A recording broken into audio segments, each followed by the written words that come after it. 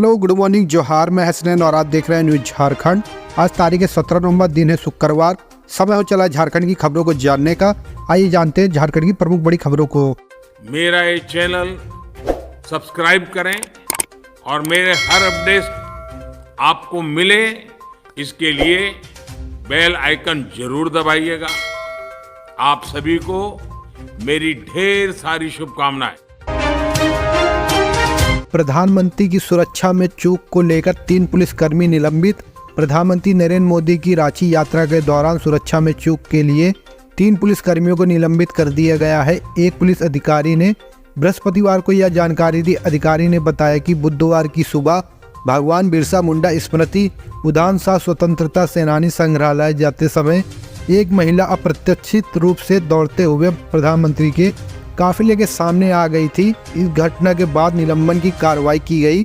महिला को प्रधानमंत्री की सुरक्षा में तैनात सुरक्षा बलों ने तुरंत पकड़ लिया और हिरासत में ले लिया था। मोदी आदिवासी स्वतंत्रता सेनानी बिरसा मुंडा की जयंती के अवसर पर झारखंड के 2 दिवसीय दौरे पर थे। पुलिस के एक बयान में कहा, प्रधानमंत्री की यात्रा के दौरान ड्यूटी में लापरवाही बरतने से आरोपी एक सहायक उप निरीक्षक और 2 कांस्टेबल को निलंबित कर दिया गया है। जिन पुलिसकर्मियों को निलंबित किया गया उनमें एसआई अबू जफर, सिपाही छोटेलाल टुडू और सिपाही रंजन कुमार शामिल है। पुलिस ने बताया कि प्रधानमंत्री के काफिले के सामने आने को लेकर पकड़ी गई महिला की पहचान संगीता झा के रूप में हुई है। उन्होंने बताया कि वह कथित तौर पर अपने पति से परेशान थी और उसके खिलाफ शिकायत दर्ज कराना चाहती थी। रांची के वरिष्ठ पुलिस अधीक्षक चंदन कुमार सिन्हा ने पीटीआई को बताया कि पूछताछ के दौरान महिला ने बताया कि उसकी शादी 2012 में झारखंड के देवघर जिले में जमुनी गांव में एक व्यक्ति से हुई थी, लेकिन 2016 में उनके बीच विवाद शुरू हो गया और आए दिन उसका पति उससे मारपीट करने लगा। झारखंड सरकार ने 4380 स्कूलों का विलय का ऐलान किया, जिससे होगी स्कूल की तरक्की। नीति आयोग ने अपनी रिपोर्ट में भारत में छोटे और कम नामांकन वाले स्कूलों के एकीकरण की सिफारिश की है। इसमें स्कूलों के विलय के बाद सभी स्कूलों की तरक्की होगी, कोई भेदभाव नहीं किया जाएगा। इससे सभी स्कूल का विकास एक साथ हो पाएगा। 3 राज्यों झारखंड, मध्य प्रदेश और उड़ीसा में चल रही 7 शिक्षा परियोजना का मकसद शिक्षा क्षेत्र में मौजूद कर्मियों का सुधार करना है। झारखंड सरकार ने नीति आयोग के सहयोग से 4380 स्कूलों को विलय करने की घोषणा की है। रिपोर्ट के मुताबिक इस योजना के तहत स्कूलों के विकास के साथ साथ 400 करोड़ रुपए की बचत होगी। झारखंड स्कूली शिक्षा एवं साक्षरता विभाग के सचिव रवि कुमार ने कहा है कि हमारा लक्ष्य है कि राज्य के हर बच्चों को बेहतरीन शिक्षा मिले। राज्य सरकार के प्रयासों से 4380 उप स्तरीय स्कूलों का एकीकरण किया जा रहा है, जो झारखंड में शिक्षा व्यवस्था को मजबूती देगा। इससे राज्य के सभी बच्चों तक सही शिक्षा पहुंच सकेगी। इससे स्कूल का विकास होगा। मैट्रिक परीक्षा के लिए आवेदन आज से शुरू। जाने कब है फॉर्म भरने की आखिरी तारीख। झारखंड माध्यमिक परीक्षा 2024 में शामिल होने वाले नियमित स्वतंत्र पूर्ववर्ती आदि छात्रों के लिए परीक्षा फॉर्म भरने की तिथि जारी कर दी गई है। बगैर विलंब शुल्क के ऑनलाइन परीक्षा फॉर्म भरने की तिथि 16 नवंबर से लेकर 2 दिसंबर तक निर्धारित की गई है। चालान के माध्यम से शुल्क जमा करने की अंतिम तिथि 6 दिसंबर है। विलंब शुल्क के साथ परीक्षा फॉर्म भरने की तिथि 3 दिसंबर से 9 दिसंबर तक व बैंक चालान से शुल्क जमा करने की अंतिम तिथि 12 दिसंबर निर्धारित हो गई है। झारखंड एकेडमिक काउंसिलिंग के कैलेंडर के अनुसार वर्ष 2024 में फरवरी में मैट्रिक और इंटर की परीक्षा कराई जाएंगी। 11वीं बोर्ड की परीक्षा भी फरवरी में हो जाएंगी। 8वीं बोर्ड की परीक्षा मार्च में, जबकि 9वीं परीक्षा जनवरी में होंगी। झारखंड बोर्ड की ओर से 12वीं की परीक्षा फरवरी 2024 में ली जाएगी। इसके लिए फॉर्म भरने और रजिस्ट्रेशन की प्रक्रिया भी जल्द शुरू होगी। 12वीं की परीक्षा में 1 या 2 विषय में फेल होने वाले स्टूडेंट कंपार्टमेंट की परीक्षा जुलाई 2024 में दे पाएंगे। इसके लिए वे मई 2024 में रिजल्ट प्रकाशित होने के बाद आवेदन कर पाएंगे। रिटायर कर्मियों की क्वार्टर मिले तो कब्जे की समस्या होगी खत्म। रिटायर कोयला कर्मियों को लीज पर क्वार्टर मिले तो बीसीसीएल में क्वार्टर पर कब्जे की समस्या खत्म हो सकती है। 2 दिन पहले कोल इंडिया मानकीकरण समिति की इस बैठक में प्रस्ताव पर विचार किया गया। अगर पीएसयू में लीज पर क्वार्टर कर्मियों को क्वार्टर दिया जा रहा है, संभव है कि कोल इंडिया की अनुषंगी कंपनियों में भी यह व्यवस्था लागू हो। यूनियनों ने रिटायर कर्मियों के साथ ठेका मजदूरों को भी क्वार्टर आवंटन की मांग की। मालूम हो कि बीसीसीएल में क्वार्टरों पर कब्जा गंभीर मुद्दा है। इस साल जनवरी महीने में कंपनियों की ओर से तैयार रिपोर्ट के अनुसार 7980 क्वार्टरों पर कब्जा है। यह आंकड़ा बीसीसीएल की कुछ खास कॉलोनियों का है। कब्जे वाले क्वार्टरों की संख्या इससे ज़्यादा। विभागीय सूत्रों से मिली जानकारी के अनुसार वर्तमान में अधिकारियों और कर्मचारियों को मिलाकर 7980 क्वार्टरों पर कब्जा है। इनमें सबसे अधिक क्वार्टर लोधना, पुटकी, बलिहारी, सजुआ, कुसुंडा, गोविंदपुर एरिया में है। आवास से कब्जा हटाने के लेकर प्रबंधन कोई ठोस कार्रवाई नहीं कर पा रहा है। शहर में बीसीसीएल के कार्मिक नगर, कोल बोर्ड कॉलोनी, जगजीवन नगर, कोयला नगर क्षेत्र में भी कुछ क्वार्टरों पर कब्जा है। वहीं शहर से सटे भोली में बीसीसीएल के ज्यादातर क्वार्टरों पर कब्जा है। झारखंड को 50,000 करोड़ रुपए की योजनाओं की सौगात मिली। प्रधानमंत्री नरेंद्र मोदी ने बुधवार को कहा कि झारखंड को 50,000 करोड़ रुपए की योजनाओं की सौगात मिली है और यह देश का 100% रेल विद्युतीकरण वाला पहला राज्य बन गया है। उन्होंने कहा कि आदिवासियों ने देश के लिए महत्वपूर्ण योगदान दिया, लेकिन उन्हें उचित मान्यता नहीं मिली है। आपको बता दें, आदिवासियों के योगदान के प्रति आभार व्यक्त करते हुए प्रधानमंत्री ने कहा कि देश हमेशा आदिवासी योद्धाओं का ऋणी रहेगा। उन्होंने राष्ट्र के विकास के लिए 4 स्तंभों, महिलाओं, किसानों, युवाओं और मध्यम वर्ग एवं गरीबों के सशक्तिकरण की आवश्यकताओं पर जोर दिया। प्रधानमंत्री ने कहा 70% आबादी को जल जीवन मिशन के तहत शामिल किया गया है। 100% आबादी का टीकाकरण किया गया है और 2024 से पहले एलपीजी कवरेज भी पूरा हो जाएगा। मोदी ने कहा कि विशेष रूप से कमजोर जनजाति समूह मिशन और विकसित भारत संकल्प यात्रा जैसे अभियान देश को नई ऊंचाइयों पर ले जा रहे हैं। आदिवासी समन्वय समिति ने निकाली एकता रैली। उमड़े समुदाय के लोग। झारखंड स्थापना दिवस के अवसर पर बुधवार को आदिवासी समन्वय समिति ने चक्रधरपुर में आदिवासी एकता रैली निकाली। इस पैदल रैली में उरांव, संताल, मुंडा, भूमिज और सरदार समुदाय के लोगों ने बढ़ चढ़कर हिस्सा लेकर आदिवासी एकता का परिचय दिया। कार्यक्रम की शुरुआत सुबह 9 बजे आदिवासी मित्र मंडल पोटका के प्रांगण में भगवान बिरसा मुंडा की प्रतिमा पर माल्यार्पण कर की गई। रैली में पारंपरिक दामा दुबे बजाते व नाचते गाते आदिवासी समुदाय के लोगों ने जोर शोर से नारे लगाए, जिसमें भगवान बिरसा मुंडा अमर रहे के साथ ही झारखंड के आंदोलनकारी अमर रहे शामिल थे। रैली मानकी मुंडा सभागार के समीप स्थित भगवान बिरसा मुंडा की प्रतिमा पर माल्यार्पण कर समाप्त हुई। रैली में आदिवासी समुदाय के लोगों ने अपने अपने पारंपरिक परिधान पहने हुए थे। क्यों आदिवासियों के लिए सरना धर्म कोड की मांग होती रही? क्या बदलेगा इससे? आदिवासियों को मतलब जो आदिकाल से या पुराने समय से किसी जगह पर रहने वाला हो। इसका ताल्लुक धर्म से नहीं बल्कि मूल निवासी से है। हालांकि काफ़ी समय से आदिवासियों को अलग अलग धर्म में बांटा जा रहा है। अंग्रेजी हुकूमत के दौरान हिंदू पूजा पद्धति को मानने वाले आदिवासियों ने ईसाई धर्म अपनाया। बहुत से आदिवासी मुस्लिम हो गए, लेकिन इसके बाद भी चर्चा होती रही उनका मूल धर्म सरना है और उसे मान्यता मिलनी चाहिए। 5 राज्यों में लोग सरना धर्म की अलग कैटेगरी की मांग कर रहे हैं। झारखंड, उड़ीसा, असम और बंगाल और बिहार। सरना वो लोग हैं जो प्रकृति जैसे पहाड़ों, नदी, चांद, सूरज, पशुओं और जंगलों की पूजा करते हैं। उनके त्यौहार का अलग कैलेंडर होता है। वे मूर्ति पूजा भी कम करते हैं। उनमें जन्म, मृत्यु, शादी, ब्याह जैसे मौके पर अलग रस्में होती हैं। मृत्यु के बाद पिंडदान करने के बजाय बहुत से आदिवासी मृतक को अपने ही घर के पास दफना देते हैं, लेकिन ऐसे बहुत कम लोग बाकी हैं। ज़्यादातर आबादी किसी न किसी धर्म को अपना चुकी है, उनकी परंपरा फॉलो करने लगी है। वे सदियों से शिवलिंग की पूजा करते हैं। शिव और भैरव इनके मुख्य देवता हैं। शिव को आदिदेव कहा जाता है। माना जाता है कि इन्हीं के नाम पर आदिवासियों का भी नाम पड़ा होगा।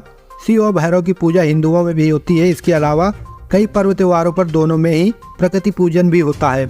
जनगणना के दौरान हर धर्म का अलग कोड होता है। ऐसे ही झारखंड समेत 4 और राज्यों में आदिवासी सरना कोड की डिमांड कर रहे हैं।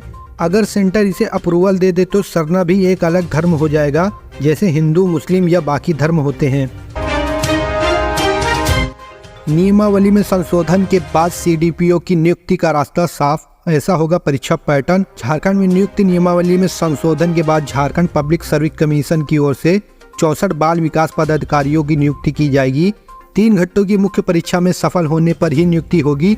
साथ ही प्रश्न पत्रों का पैटर्न वर्णनात्मक होगा। इस नियुक्ति परीक्षा में दृष्टिहीन अभ्यर्थियों को अब प्रत्येक प्रश्न पत्र में 20 मिनट का अतिरिक्त समय मिलेगा। आदिम जनजाति को अब 36 आरक्षण का लाभ मिलेगा। दिव्यांग अभ्यर्थियों को सक्षम पदाधिकारी से प्राप्त प्रमाण पत्र के आधार पर लिखित परीक्षा में अन्य परीक्षा की तरह सुविधा प्रदान की जाएगी। जेपीएससी ने 64 पदों पर नियुक्ति के लिए आवेदन मांगने की प्रक्रिया शुरू की थी, लेकिन राज्य सरकार द्वारा आरंभ में भेजी गई नियुक्ति नियमावली में मुख्य परीक्षा का पैटर्न सहित दृष्टिहीन तथा दिव्यांग अभ्यर्थियों के लिए कई दिशा निर्देश स्पष्ट नहीं था। इसलिए आयोग ने महिला बाल विकास एवं सामाजिक सुरक्षा विभाग को पत्र भेजकर स्थिति स्पष्ट करने का आग्रह किया था। इसके बाद विभाग ने आयोग को संशोधित नियमावली भेजकर नियुक्ति प्रक्रिया आरंभ करने का आग्रह किया है। बिहार के 4 लाख नियोजित शिक्षकों को राज्यकर्मी का दर्जा जल्द, छठ के बाद नीतीश कैबिनेट से मंजूरी। बिहार के 4 लाख नियोजित शिक्षकों को राज्यकर्मी का दर्जा जल्द मिलने वाला है। शिक्षा विभाग ने इसे लेकर नियमावली तैयार कर दी है। इसे नीतीश कैबिनेट के पास मंजूरी के लिए भेजा जाएगा। बताया जा रहा है कि अगले हफ्ते होने वाली राज्य कैबिनेट की बैठक में इसे मंजूरी मिल सकती है। छठ महापर्व के बाद नीतीश सरकार राज्यकर्मियों को राहत दे सकती है। नीतीश कैबिनेट की अगली बैठक 22 नवंबर को बुलाई गई है। रिपोर्ट में सूत्रों के हवाले से कहा जा रहा है कि नियोजित शिक्षकों को राज्यकर्मी का दर्जा दिलाने के लिए सरकार की ओर से ड्राफ्ट तैयार कर लिया गया है। इसके मुताबिक एक सक्षमता परीक्षा का आयोजन किया जाएगा। इसमें पास होने वाले नियोजित शिक्षकों को राज्यकर्मी का दर्जा मिल जाएगा। उन्हें बीपीएससी की शिक्षा बहाली परीक्षा नहीं देनी होगी। वहीं बीपीएससी परीक्षा से हाल ही में चयनित हुए नियोजित शिक्षकों को सक्षमता परीक्षा देने की जरूरत नहीं होगी। 20 वर्ष से अधिक की सेवा पूरी कर चुके शिक्षक सीधे बनेंगे प्रिंसिपल। स्कूली शिक्षा एवं साक्षरता विभाग ने जारी किया आदेश। लंबे समय से प्राथमिक शिक्षकों की लंबित चल रहे प्रोन्नति के कार्य को सफल करने के लिए स्कूली शिक्षा एवं साक्षरता विभाग ने सभी उपायुक्त और जिला शिक्षा अधीक्षकों को आदेश जारी किया है। विभाग के हालिया निर्देश के अनुसार विभागीय प्रोन्नति समिति के माध्यम से लिए गए निर्णय के आलोक में जारी किया गया है। अब वैसे प्रारंभिक शिक्षक जिनकी सेवा 20 वर्ष पूरी हो चुकी है, उन्हें सीधे प्रधानाध्यापक के पद पर प्रोन्नति दी जाएगी। अब प्रधानाध्यापक पद पर प्रोन्नति के लिए उन्हें स्नातक प्रशिक्षित पद पर 5 वर्षों की सेवा पूरी करने की बाध्यता नहीं होगी। विभाग के द्वारा लिए गए एक अन्य निर्णय के अनुसार प्रारंभिक शिक्षा नियुक्ति नियमावली 2012-16 में नियुक्त स्नातक प्रशिक्षित शिक्षक अपनी सेवा के 10 वर्ष के बाद ही प्रधानाध्यापक पद पर प्रोन्नति की अर्हता प्राप्त कर सकेंगे। इससे संबंधित अधिसूचना जारी करने की तैयारी भी चल रही है। एलएम और ब्लीचिंग की कमी से झरिया में जलापूर्ति पर असर पड़ सकता है। झारखंड खनिज क्षेत्र विकास प्राधिकार के पास स्टॉक में मात्र 7 दिन का एलएम और 10 दिन का ब्लीचिंग पाउडर बचा है। समय रहते अगर इस पर ध्यान नहीं दिया गया तो 12 लाख से अधिक आबादी को गंदा पानी पीना पड़ सकता है, जिससे लोगों में विभिन्न बीमारियां फैल सकती हैं। झारखंड खनिज क्षेत्र विकास प्राधिकार में 20 दिन से एमडी नहीं है, जिसका प्राधिकार पर असर पड़ना शुरू हो गया है।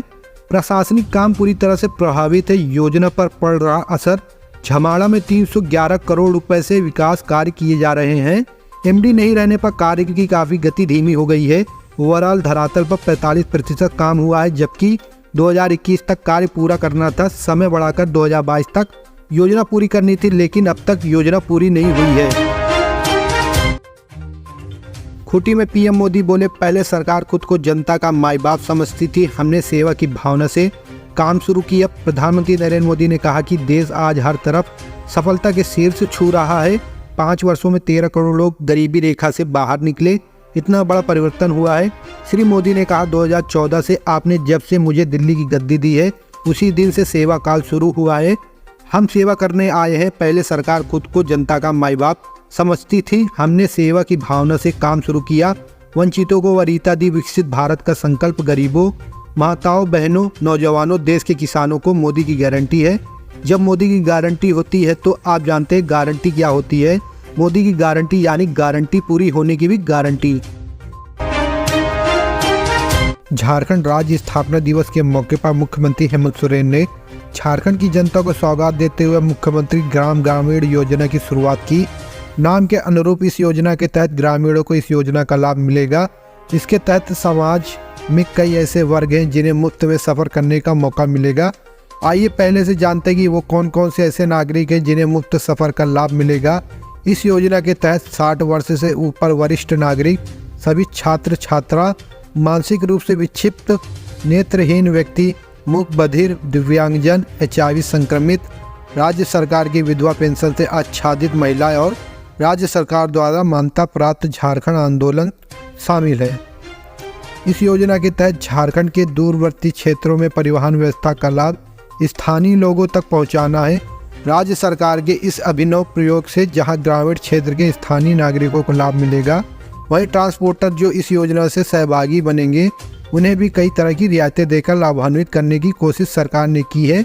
सरकार ने नए वाहनों के क्रय पर लगने वाले वार्षिक ब्याज में 5% सब्सिडी 5 साल तक देने का प्रावधान किया है। इसके अलावा रोड टैक्स से जहां छूट दी गई है, वहीं गाड़ियों के निबंधन शुल्क 1 रुपया, परमिट आवेदन 1 रुपया, फिटनेस टेस्ट 1 रुपया निर्धारित किया गया है। सूखे की चपेट में झारखंड के 158 ब्लॉक कृषि निर्देशालय ने कराई थी जांच, जल्द ही भेजी जाएगी केंद्र को रिपोर्ट। राज्य में लगातार दूसरे साल भी सूखा की स्थिति उत्पन्न हो गई है। कृषि निर्देशालय की ओर से सूखा की वास्तविक स्थिति के लिए जमीनी आकलन कराया गया है, जिसमें 21 जिलों के 158 प्रखंड के सूखा की पुष्टि हुई है। निर्देशालय की ओर से इसकी रिपोर्ट कृषि विभाग को भेज दी गई है। इस रिपोर्ट के आधार पर आपदा विभाग की अध्यक्षता में संबंधित विभागों की बैठक होनी है। बैठक के बाद इसे कैबिनेट में भेजा जाएगा और सूखा की घोषणा की जाएगी। इसके बाद क्षति का आकलन करते हुए एक रिपोर्ट भारत सरकार को भेजी जाएगी। इसमें किसानों को राहत देने के लिए मुआवजा राशि की मांग की जाएगी।